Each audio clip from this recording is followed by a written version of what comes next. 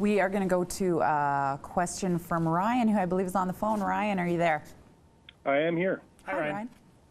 Go ahead with your question. It's kind of a two-part question. It has to deal with animal droppings and pet owners who don't pick them up.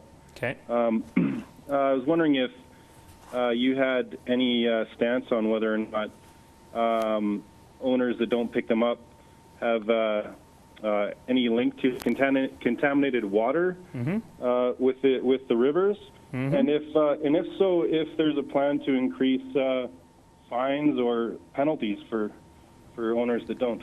Thanks for that question. Obviously this is gross. Don't do that, right? Or you know what I love? The people who pick it up and then tie it in a tree. Who does that? And why do you do that? I have never seen that. Oh, you see it all over the place in dog parks. Little bags hanging from trees. I'm not in the dog parks. There we go. Okay. I don't get it. So to answer your question, yeah, it's gross, it's unhealthy, it wrecks the park, and yeah, it does have an impact on the quality of the water. Frankly, not a gigantic one because we have very good water treatment here, but there's definitely an impact. And if you want to be swimming in it, that's a big problem. And in fact, we just, open brackets, passed a brand new river access strategy in council this week, which I am super excited about. It's about having more points to enter the river for rafts and boats so people can really enjoy both rivers.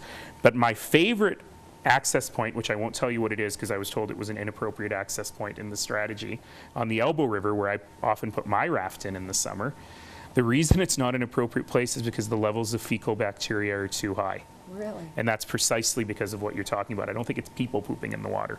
And so, in any case, so yeah, it's a big problem. The challenge here, and by the way, we just passed a review of the community standards bylaw that increased fines for the first time in a long time for a number of bad behaviors. The problem with irresponsible pet owners is how do you catch them? Enforcement. Because by the time you call the bylaw officer, it's often too late. And so what we really need is a cultural shift to tell people, look, that's just unacceptable behavior. And one of the great programs we've got in the off-leash dog parks in Calgary is called the Off-Leash Dog Park Ambassador Program, who are volunteers who, very politely, help people by giving them waste disposal bags and things like that as they're walking their own dogs. And I love that program, and I encourage more people to attend it. And if you are in a place where there's chronic problems, do phone ByLaw.